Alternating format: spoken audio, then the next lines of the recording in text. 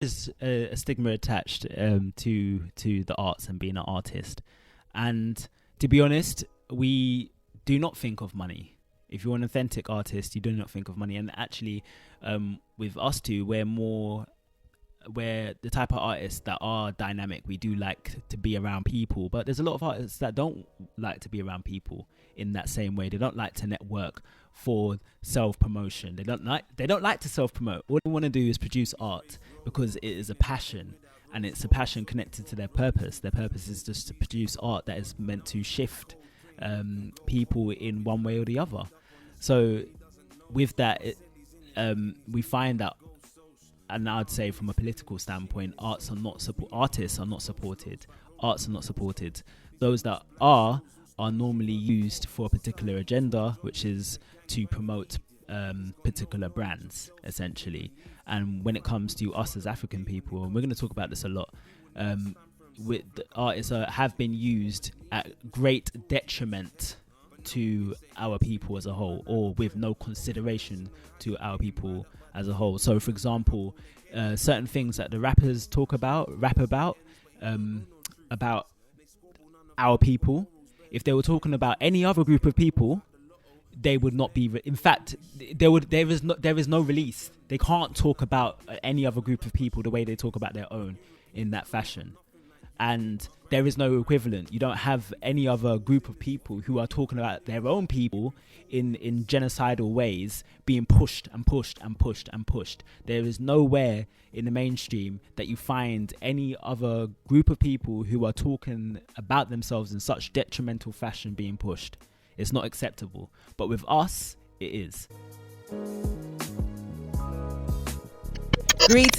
Greetings and welcome to Out of Noise with your host Stella B and Nye.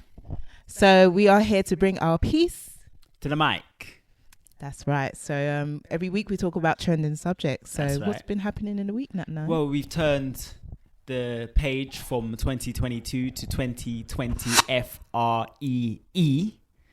So this Gregorian shift in calendar has just happened. So at this point here, many people, they think about what they think. It's a point of reflection. They think about what happened last year, and then they think about what they want to happen this forthcoming year. We're imprinting the word free upon it because for us, it's all about financial freedom. It's all about mental freedom. It's all about spiritual freedom. It's all about physical freedom. It's about living our lives freely.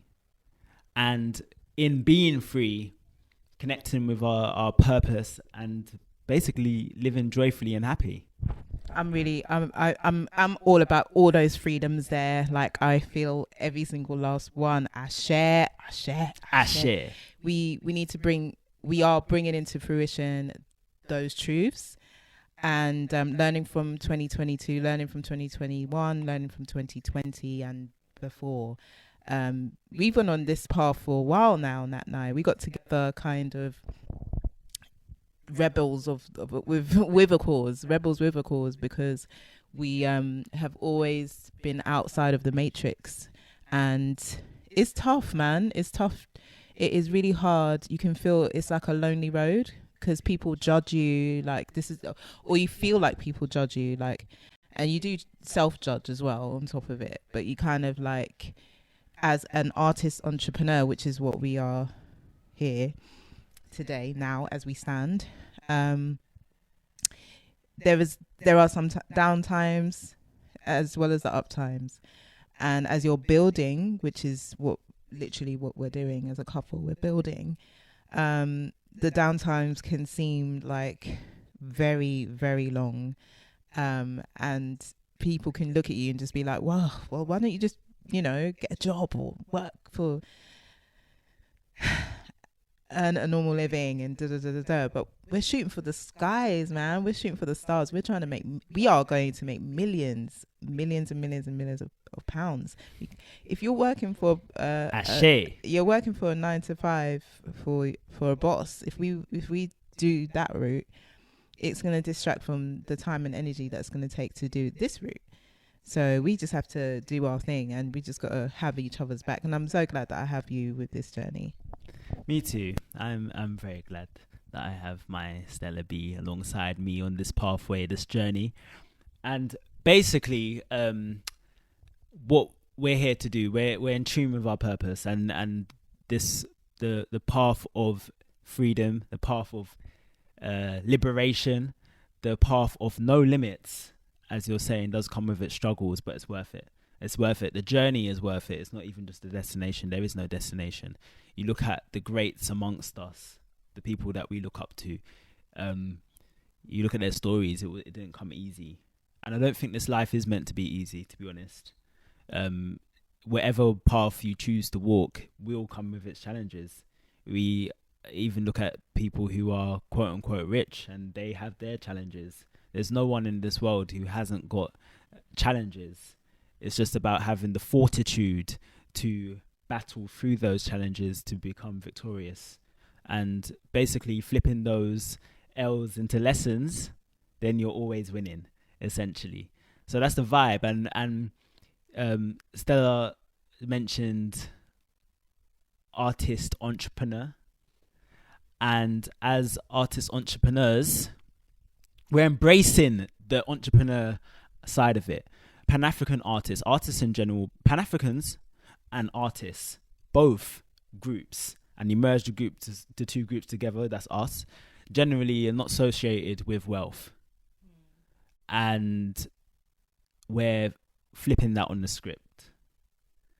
And we're basically rewriting that and saying, actually, we can be. And we don't have to be subject to what is the norms of what that actually means. So stepping on people, trampling on people on your way up in whatever means, not treating people good, all that kind of stuff. The ruthless dog eat dog. We don't have to live that way. We can create our own black print. Or basically, I'm sure what we're talking about now is not us inventing. It's already happened before. So there are several examples before who have done this path, but I just want to say that basically the emphasis on artist entrepreneur is that we accept the world that we live in, and for us to elevate beyond just the protest and actually shift and move things with power. We accept that wealth is a critical part of that, and in order to become wealthy, you have to be entrepreneurial. Yes, that's right. We completely accept that. So I am looking forward to this year. It started off in the usual form, like, I think because we've been in this path for so long, it's like, I don't know, until we're like on a yacht somewhere in Tanzania or in Egypt or Nigeria or Ghana, like how we were in 2019. It's like the celebrations are a bit like, here's another year kind of thing. And the official solstice is winter solstice ends March, doesn't it? Yeah, March 20th. And actually, there's more and more awareness of this. I saw quite a few people on social media talking about this. Like, the world follows the Gregorian calendar, essentially. There's different groups, the Ethiopians and Rasta, who follow the Ethiopian, the Chinese, and other groups that don't follow this. So they have their own New Year periods. There's other African groups as well that follow their own calendar, much more in a minority now, unfortunately, but still they exist. And if we're following nature, being in the northern hemisphere, we would begin the year in spring. So as you said, at the end of the winter solstice, we begin the year in spring. Doing it in the middle of winter doesn't actually make sense. Oh, it doesn't. It actually doesn't make sense. It's because the vibe is so low around the end of winter, during the middle of winter. Like, we're not, we're not vibrationally like ready to start anew. Essentially, that's why most people, I can't remember the stat, I'll look it up as I do, but there's a stat that says every New Year's resolution, I think it's by the end of like February or even before then, it has been broken. Like most people's New Year's resolution is broken before the end of January, and then you're just left feeling even worse than you did when you went in with the intention. So for me, I just want to say, put it out there that it's more about just being realistic with yourself and your situation, like facing yourself in the mirror and sort of saying to yourself, okay, this is where I'm at, on a week by week, on a month by month. This is where I'm realistically at, and these are the small measurements and incremental steps that I'm going to take to do better for next week, and that's more realistic than, oh right, from the 1st of January I'm going to go on a diet and I'm going to do this, that, and then by the end of like the first week of January you've broken all your rules and you just feel bad. So like, yeah, I would just say, like, just take your time, sort of just think about the why.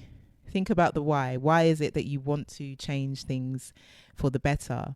And further from that, so I'm going to just mention, shout out to John Karubo, who's got the best thing since sliced bread. That's his brand. Shout out to him. He is a great motivational speaker. He is a great counselor. He is a great mover and shaker in the world of motivation. And I did a 91 day challenge with him, or 90-day challenge with him last year, which was amazing. And that was one of the things I learned, was the why, asking the why of why you want to achieve something. Because often we do it out of, I'm motivated. You just watch something, a movie, and you felt the move me. Remember I was saying to you about movies are like move me's. So you felt moved to action, but that wears off. Okay, you aspire to be like so and so and so and such. That can be too far a reach, or seem like that. Or if it's inspiration, same thing. It's like it's fleeting. The inspiration comes and it goes. But if you have like a connection with the why, like there's a reason why I want to do this, be it like I need to make sure that I'm always there to, I don't know, bring greatness to my children, or I always want to be able to pay for this and that. That is your why that you keep coming back to when you're trying to achieve whatever it is that you're trying to achieve. Yeah, absolutely. And another great motivational speaker, Andrew Muhammad, he has a quote that I learned from him, which is, motivation is like having a shower. You need to find ways to motivate yourself every day. And because in the middle of winter, especially when you're of African descent, I'm sure it's not limited to us or exclusive to us, but we really do feel the SAD.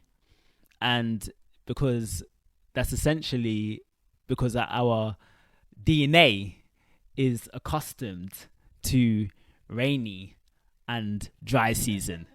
That is what we're accustomed to. Yeah, we're the two seasons we're familiar with. That's it. We're not really accustomed to the autumn and winter. So this winter thing is really, and besides winter, that lack of vitamin D, that the winter is essentially a time for hibernation. It's a time for going in. That's what really, if you look at nature, right? It's a time for hibernation, time for going in. Spring is obviously a time for rebirth, renewal, making things happen, sprouting of the seeds, or planting the seeds for them to sprout. That is what spring is for. So, yeah, there's been a few people on social media talking up about this, and I think it's good. It's good to be aware, because we want to connect with the cycles of nature, and that's one of the things that we've been separated from. In this society, we've been separated from our connection to nature, and nature is ourselves. So we're disconnected from nature. We're disconnected from ourselves, and being aware is the first step to growing in that fashion. and not being so hard on ourselves in particular times. Because being hard on ourselves, like, you can be hard on yourself in a productive way. So I need to do better, therefore, and the result of that is I will do better, rather than I'm not good enough. It's a different sort of mentality that can spark you into action. And beating yourself up doesn't help you to actually get results. And it may be particularly difficult in this period right here, this season right here, to get things done at a faster rate than if you are in summer, where you are just risen by the sun. The sun rises, you are risen. And loads of people are risen as well. When you walk around in the summertime and everyone's got the similar energy of like, oh yeah, there's a smile for you, like when you step out of the house, from everybody. Like, it's just a different vibe. Vibrationally, we're all kind of connected in that sense. So like, basically, if you want to do things at this point of time, this is my recommendation as well. Like, this is just bouncing off what Nat is saying. I would say it's kind of like the time of R&D, research and development, like, you know, getting together those connecting the dots with those plans and ideas, and then the steps of action, like, so sorting out your schedule right now, like what is it that you need to do on the Monday, Tuesday, Wednesday, Thursday, Friday. Like with us, we are sorting out our schedule for this Out of Noise podcast, but with also our other endeavors, because we're doing more than this as well. We've got some things up our sleeves. So so it's just getting all those things boxed into specific areas, and then sorting out a timeline as well, like a realistic timeline for ourselves to say, okay, by March we need to have hit these marks, and setting them at a realistic kind of standpoint.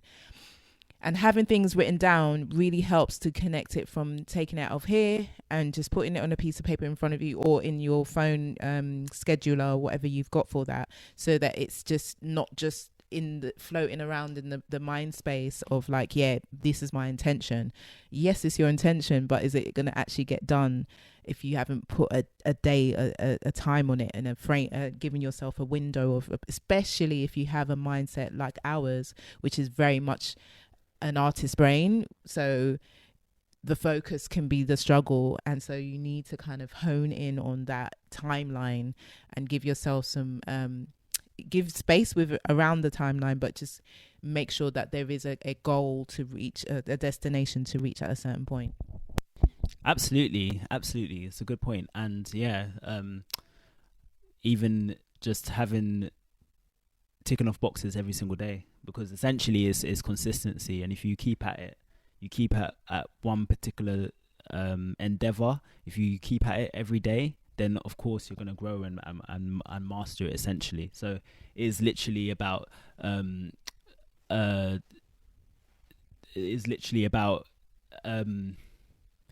executing. It is literally about executing. And so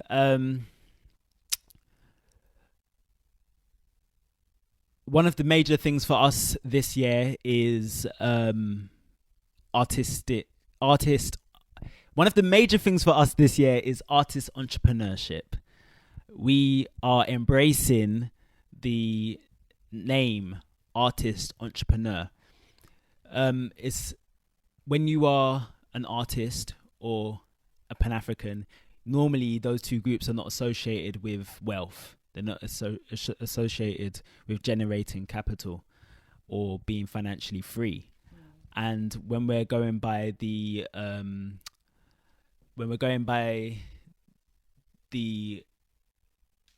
lost my train of thought.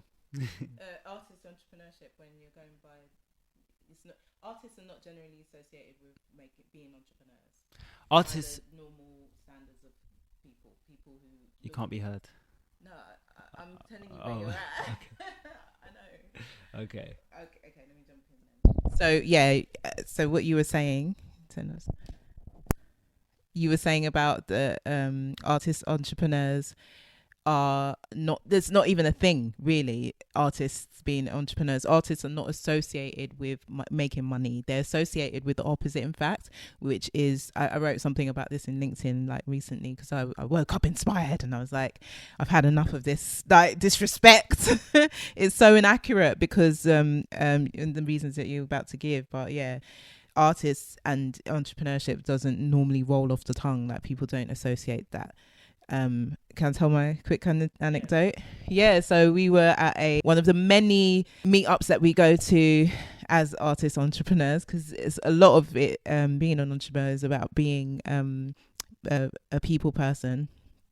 So going to a lot of events and meeting up with different people and having different experiences. So we went to a crypto event, NFT London event that took place. And this man that we met, who was on the scene, he's actually a lawyer within the crypto space. He was talking to us about all these things, and then you talk first and then you introduce yourself after. And so he's like, coming up to me and showing his personality and everything like that. And he must have thought, oh, she's a bit of something, maybe based on my looks or whatever. And then he's like, what? So I asked him, what are you doing? He says, oh, I'm a lawyer. And then he goes into his whole spiel about what he does. And it's all very and he's just quirky, this guy is just quirky. He tells me a whole story about his glasses and blah, blah, blah. And I'm like, really? I'm like, okay, that's cool. He's got this really swaggerish jacket on and boots and all this guy. He comments on my boots and all that, and then I'm like, yeah, okay. He's like, okay, what do you do now? And I'm like, I'm an artist. I'm a full-time multidisciplinary artist. And he's like, oh, poor thing, or poor you. Oh, poor you. And like, he genuinely meant it, because it was two things that happened in that moment. One, he observed that, okay, I am moving on from this conversation. I'm here for the people with the money. And two, it is like, oh, artist, yeah, you're the artist. I'm gonna now. And then he started talking to me about, his friend that he's gonna put me in touch with that deals with that realm of things. So he's not interested any longer in any further conversation of things I might know or things I'm not into, or how I can contribute towards his law firm or anything, because he's thinking you're just an artist. Yeah, there is a stigma attached to the arts and being an artist. And to be honest, we do not think of money.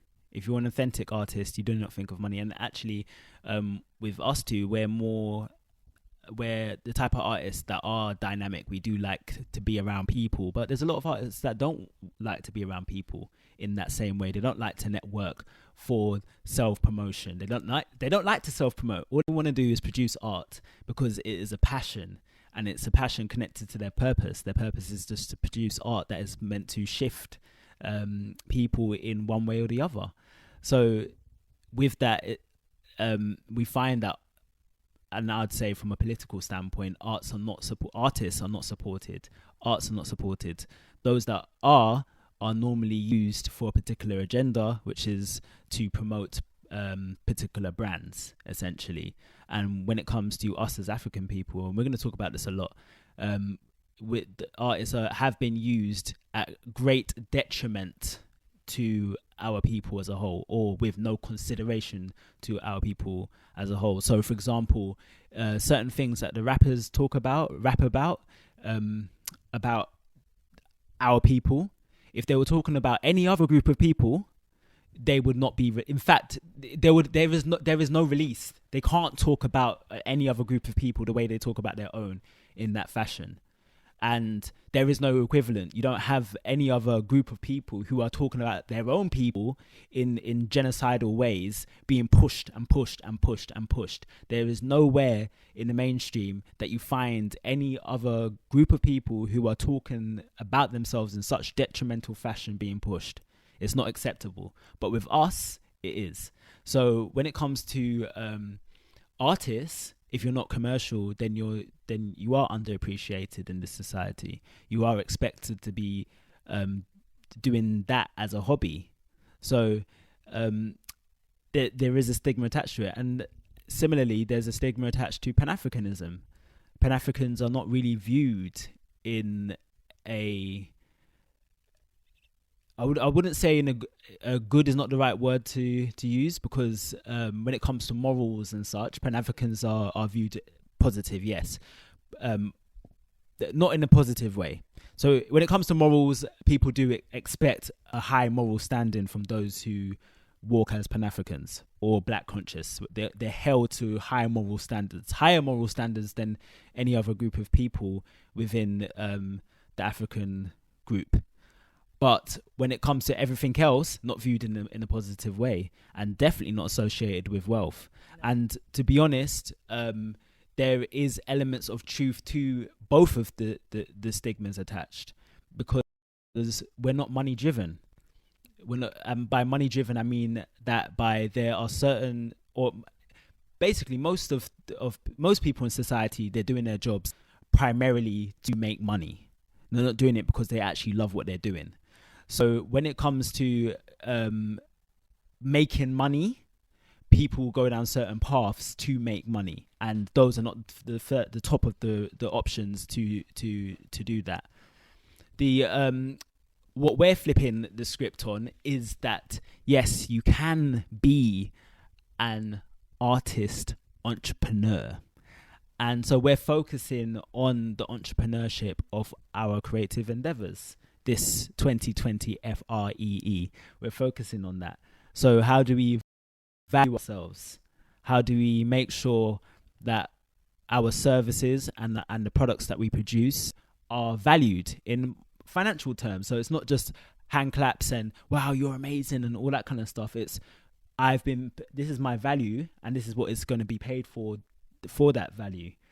And it's elevating and growing and leveraging off our artistic property and our intellectual property, and also proving that whatever the entity that we choose to work with, that we are, as I say, receiving our value, but we're also proving that, especially in time where there's AI takeover going on, that we now have a greater value to human beings than you can say in the last 100 years. Who better than the artist to reach the soul in a time where the world is becoming more and more soulless and more robotic and mechanic? It's really exciting. I'm excited. I'm up for the challenge of proving through proof of concept that we can and are artists, can be and are artist entrepreneurs. Basically, we have had so many people lay out the roadmaps, and when you mention Pan-Africanism, you think of the father of Pan-Africanism in terms of Marcus Garvey, and you think about the Garveyites that brought to fruition many of our leaders that we see, such as Malcolm X and those kind of people who have a set of mindset about who we are and where we come from and where we root from, but understanding also the economic importance that goes alongside that, knowing that we have to be economically sound as a community and as a people so that we can achieve, lifting ourselves out of this oppression that we have been in for so many centuries. We have to be economically strong, and we can only do that when we are connected through all of our different endeavors, working in unity with each other. So when people are setting up businesses, what we're a model of is okay, we're reaching out to people that are in similar fields, or people that we can work alongside with and can rise up together.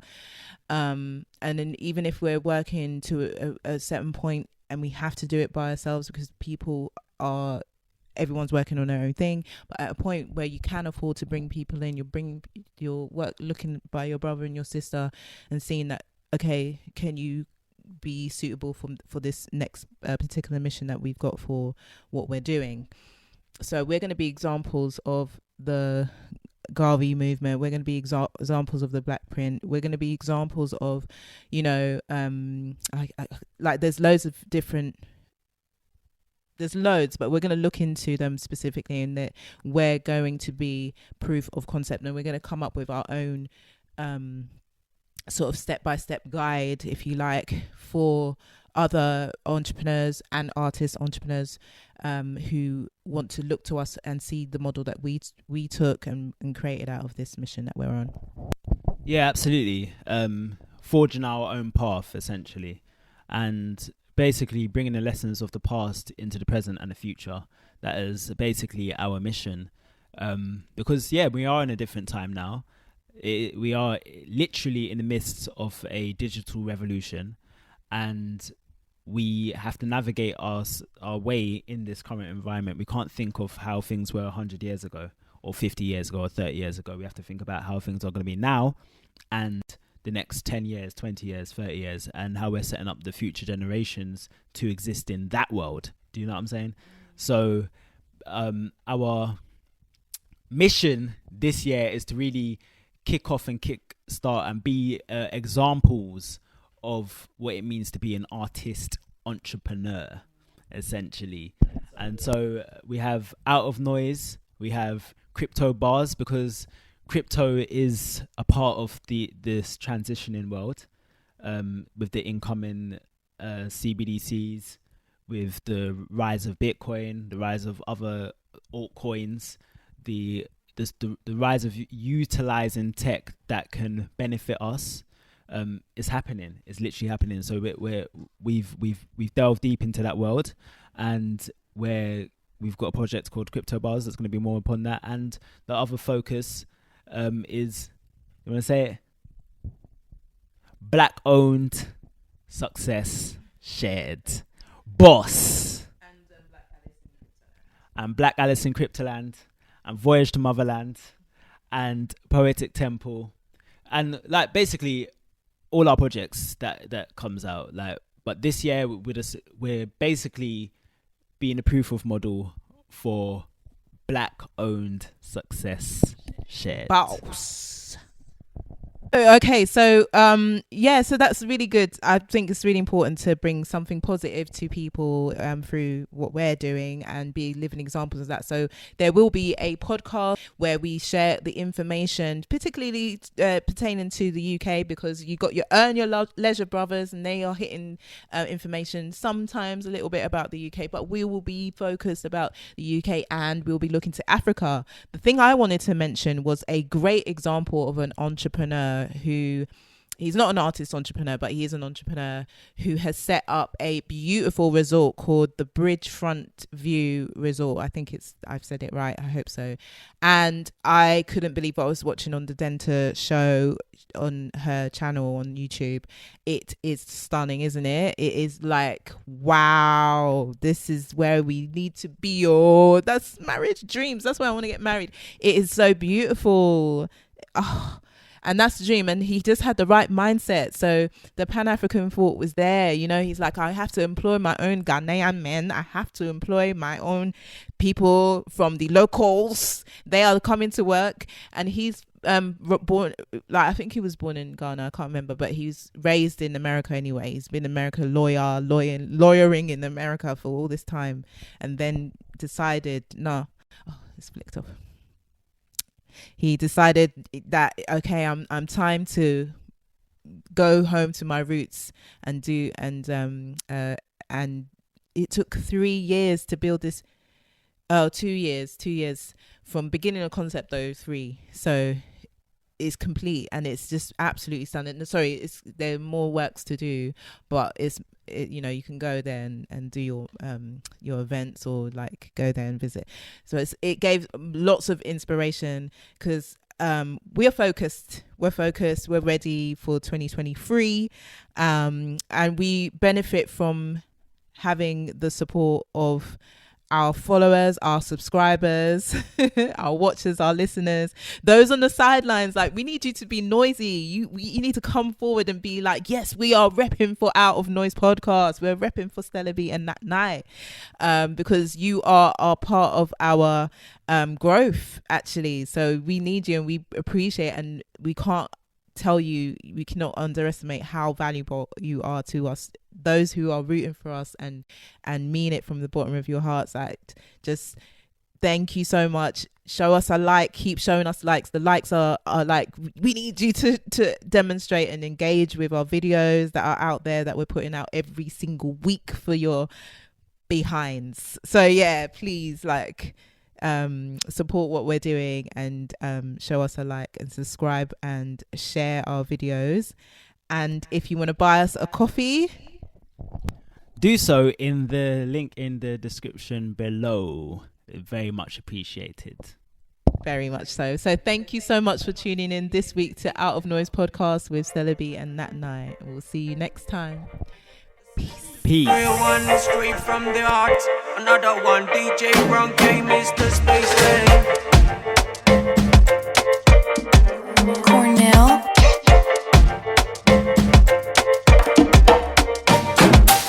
Nkechi, come make we gun body. I don't dey dread this your melody. Your melody's giving me energy. Oh. Nkechi, come make we gun body. I don't dey dread this your melody. Your melody's giving me energy. Oh. Don't put me down. I met this girl for street, her name na Nkechi. My heart skip beat. I forget Oluchi, I forget Chimamanda, I forget Uchechi, I forget all of them, all because of Nkechi. As I dey get to know her, even before I know her, me self no con dey believe the love I start to show her. Water don't pass Gary, no be juju be this. I con dey give her money like say na me dey owe her. Nkechi, come make we gun body. I don't dey dread this your melody. Your melody's giving me energy. Oh. Nkechi, come make we gun body. I don't dey dread this your melody. Your melody's giving me energy. Oh.